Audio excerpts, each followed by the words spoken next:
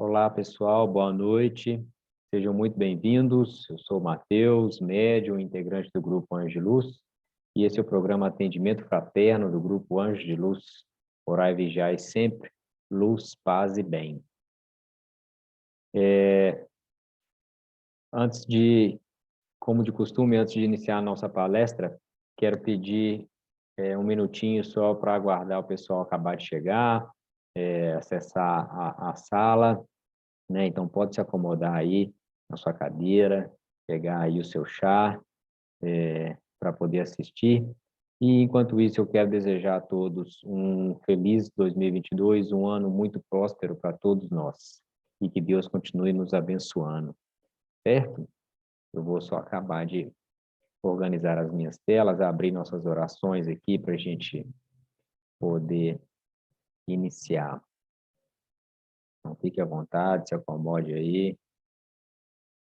Não sei se de onde você nos acompanha está chovendo muito, mas aqui em Minas Gerais, aqui em Contagem, na região metropolitana onde eu moro, está chovendo bastante, já tem vários dias. Isso é bom, né, gente? Na verdade, a gente precisa de água, tem muita gente, a população está só crescendo, obviamente o consumo de água só aumenta também.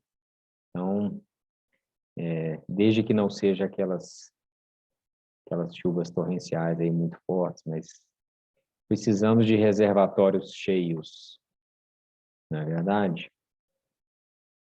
Vamos lá, então? Antes de dar início à nossa palestra, quero convidar vocês para fazerem comigo o mantra do perdão, amor e gratidão do Grupo Anjo de Luz, que é um mantra que nos conecta com o Criador. Então, caso queira, feche seus olhos e me acompanhe, por favor. Hoje me perdoo e neste momento perdoo a todos. Peço perdão. Sinto muito. Eu me amo. Amo a todos. Estou livre. Todos estão livres. Assim é, assim será, está feito. Amém, amém, amém e amém. E agora vamos rezar juntos o decreto dos servidores da luz, pois cada um de nós é um servidor de Deus e a luz maior a nos guiar. Eu sou um corpo de luz.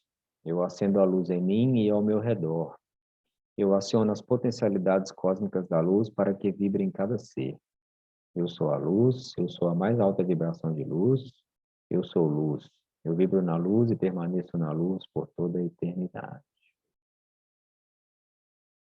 Bom, hoje, primeiro programa Atendimento Fraterno do ano, e o tema é orar e vigiar. Sempre, perdão. Eu inicio essa palestra deixando o orar e vigiar sempre como um para-casa aí para todos vocês, para fazerem disso um hábito constante, o orar e vigiar.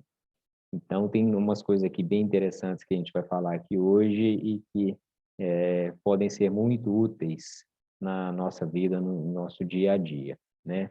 Então, eu coloco as seguintes perguntas aqui, agora de início. A atenção que a vigilância requer, será que ela pode nos poupar de maiores problemas? No que consiste, por exemplo, a tentação? O que seria a tentação? E o que é ser tentado?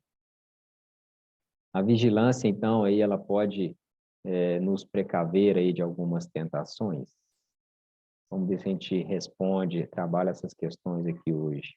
Vou iniciar falando de uma história aqui na Bíblia, que conta que Jesus, depois da última ceia, e já sabendo que seu fim era próximo, ele foi a um jardim, o horto, que eles chamam de Getsemane, no entorno ali de Jerusalém, ao pé do Monte das Oliveiras, e levou com ele Pedro, Tiago e João. E era noite, e quando ele chegou lá no local, ele pediu aos três que ficassem sentados um pouco assim, né? Ficassem sentados ali, enquanto ele ia orar. Ele disse que estava muito triste e tudo, e pediu que os três ficassem ali e que vigiassem com ele. Ele fala, ficai aqui e vigiai comigo. O significado aqui dessa palavra, nesse contexto aqui de Jesus, na verdade, no sentido de estar de vigília. O vigiar aqui é estar de vigília ou de sentinela. né? Então, vigília aqui é aquele que vigia durante a noite, né? Que fica desperto, atento. Então, esse era o contexto assim, do vigiai, né? Então, Jesus falou isso com eles e se afastou e foi lá orar para Deus. Depois que ele retornou, ele encontrou os três dormindo e foi logo dizendo, falando com Pedro, né? Nem numa hora dessa vocês puderam vigiar comigo. A gente entende que a intenção dos três era se manterem despertos ali, mas só que eles cederam à tentação do sono, né? Isso acabou acontecendo e eles não puderam vigiar ali da forma como Jesus pediu a eles, né? Essa interpretação evangélica serve de analogia para o tema do atendimento fraterno de hoje, né? Que diz respeito aí à necessidade da gente tomar aí as devidas precauções, né? Para poder sustentar o equilíbrio, a lucidez, para poder perceber além das aparências e, com isso, escolher verdadeiramente o que é o melhor para nós nas várias situações aí do nosso cotidiano, né? Então, com isso, o orar e vigiar, ele consiste aí num alerta sempre oportuno que vai envolver a razão e a emoção de cada um de nós, né? A razão porque é através de uma observação aí atenta e constante que a gente se conscientiza das nossas predisposições negativas, né? As nossas tendências negativas. E a emoção porque é ela que nos ajuda aí a estabelecer através da prece, uma sintonia mais intensa com Deus e com a espiritualidade de luz, com o plano espiritual superior, né? De modo que a gente se fortaleça aí moralmente perante as nossas dúvidas, as nossas inseguranças, né? Os nossos conflitos, né?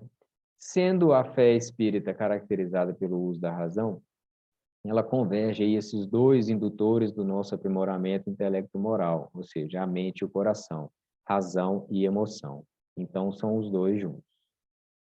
Miramês, vou citar aqui um texto dele, do Espírito Miramês, que fala sobre a importância do orar e vigiar. Ele diz o seguinte: se o homem fosse espírito puro, não estaria reencarnado na Terra, sofrendo as duras consequências deste plano.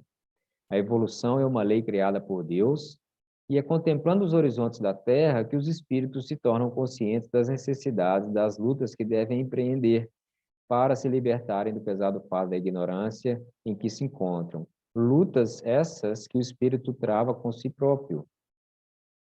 Desde os primeiros instantes em que ingressa pelas portas da reencarnação, o espírito carrega consigo a bagagem das experiências e das necessidades, e se vê ante as lutas indispensáveis que vai enfrentar com o dragão de seus instintos inferiores, ou seja, ele com ele mesmo.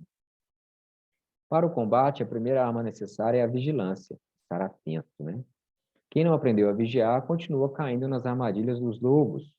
E como o Evangelho diz que só lobos caem em armadilhas de lobos, os que não conseguem vigiar continuam a ser lobos. Ou seja, não mudaram, permanecem no mesmo estado. Vigiar constitui a primeira defesa da alma na batalha consigo mesma. Policiar suas mais caras experiências contra as investidas do mal, que deturpa, da ignorância que desestimula e da sombra que entristece.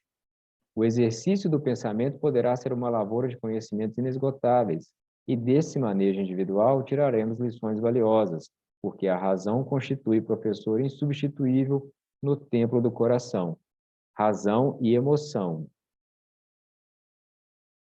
Com esse exercício, os sentimentos tomarão outros rumos, e a alma entrará na era dos pensamentos puros, frutos da vigilância com Jesus, ensinada pelo Evangelho. A vigilância é a força que constrói nas almas as boas tendências. Deves vigiar no pensar, no falar e no viver. Então, foi aquilo que eu falei, né? Tipo, a razão para poder nos mantermos, para a gente se manter aí atento, vigilante, né? E a emoção para a gente poder usar isso e conectar com a espiritualidade de luz. Então, o orar e vigiar, ele é um ensinamento muito importante. Inclusive, o Cristo deixou um modelo de prece para a gente, que é o Pai Nosso, né? Em que em um dos seus pontos diz Não nos deixeis cair em tentação, mas livrai-nos do mal. Ele fala isso, né? Então, a tentação traduz-se por um impulso aí íntimo, dirigido ao contrário às leis de Deus. A gente pode entender ela dessa forma. Mas, na realidade, pessoal, esse desejo mais intenso, ele sempre vai ter origem na gente. Independente se seja um intenso bom ou seja um desejo ruim, sempre parte de dentro do indivíduo. Muito embora também ele é estimulado por fora de nós, né? Então, é nesse sentido, o espírito André Luiz, ele fala o seguinte, que cada um é tentado exteriormente pela tentação que alimenta em si próprio. Vou falar um pouquinho sobre como é que fala, o funcionamento disso aí daqui a pouco.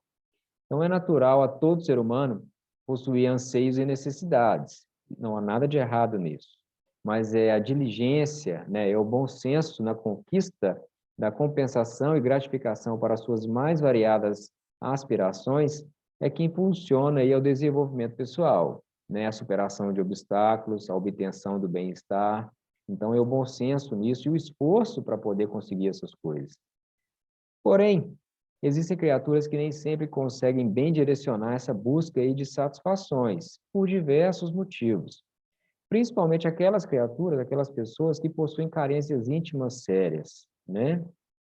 Então, algumas complicações aí podem ocorrer por causa dessas carências, né? Uma vez que elas procuram aí, por exemplo, as pessoas procuram satisfazer essas carências no exterior, com anseios aí, na maioria das vezes, conflituosos, né? Que elas alimentam aí no seu mental e no coração, ou seja, eu busco no externo algo para me satisfazer.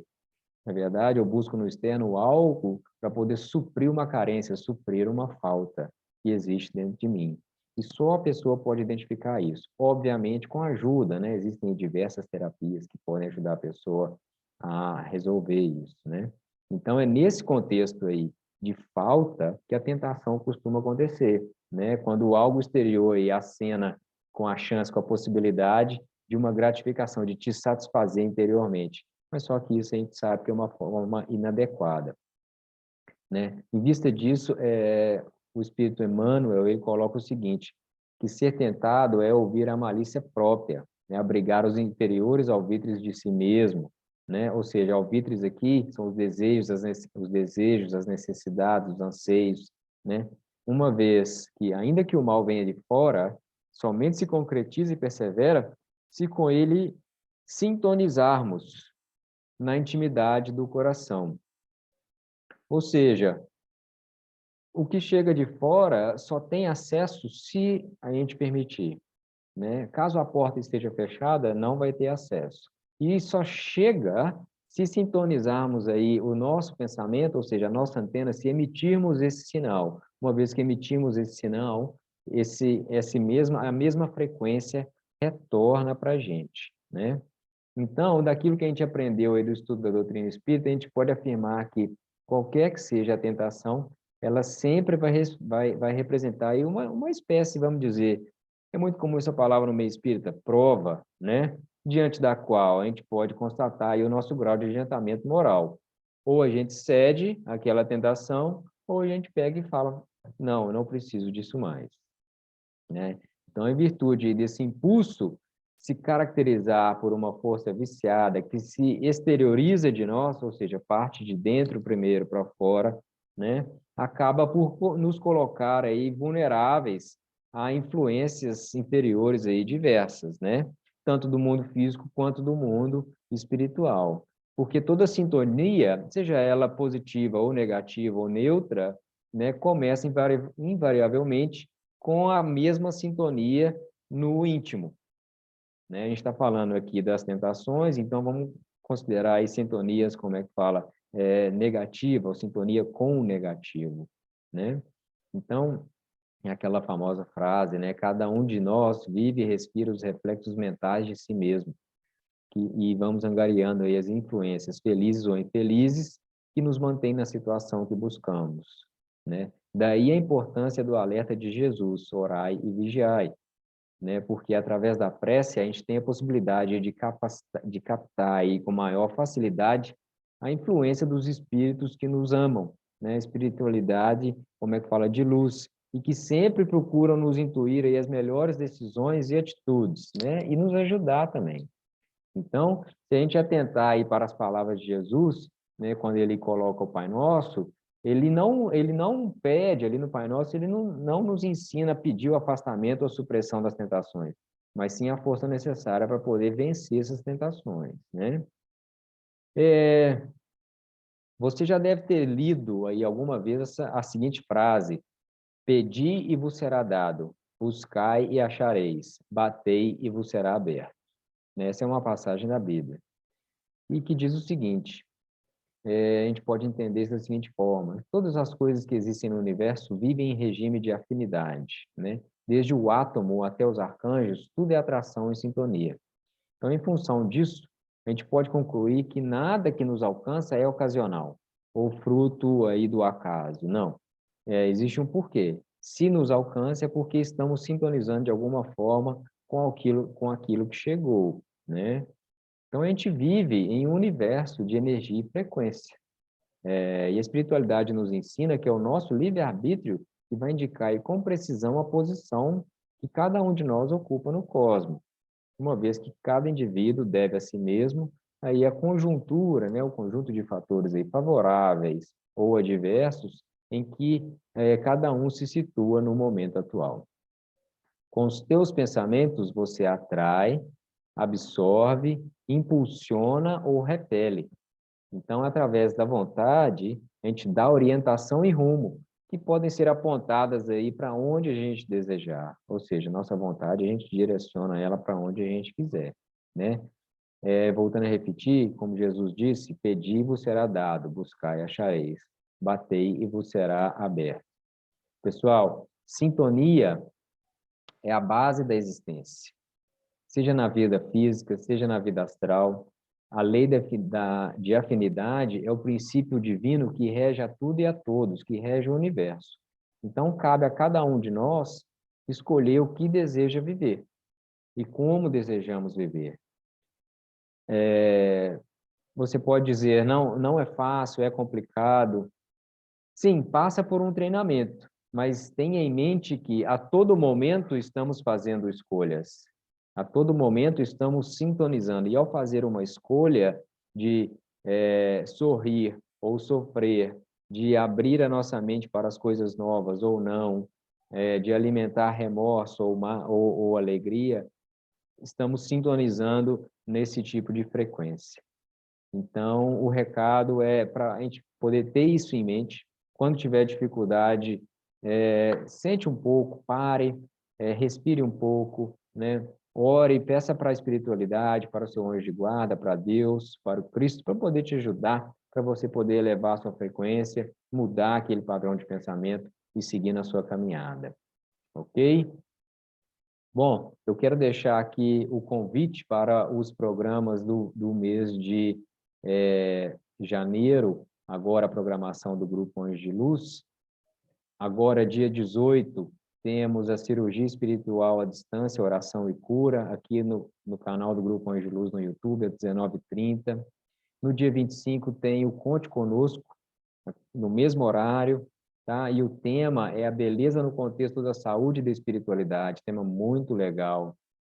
E no dia 27 de janeiro, às 19h30, aqui no canal do Grupo Anjos de Luz, temos um encontro virtual e vamos falar sobre o poder da oração. Ok? Então, hoje estamos falando aí do orar e vigiar. No próximo encontro, vamos falar do poder da oração, como é que ela tem a capacidade de nos fazer sintonizar aí mais facilmente com a espiritualidade de luz, a espiritualidade superior. Ok? Bom, quero agradecer a Deus, agradecer ao Cristo, agradecer a equipe médica do Grande Coração de Astéria, representada pelo Dr. Helmut, mentor do Grupo Anjos de Luz. Agradecer a cada um de vocês que participou conosco aqui hoje. Orai e vigiai sempre, luz, paz e bem. Tenha uma boa noite.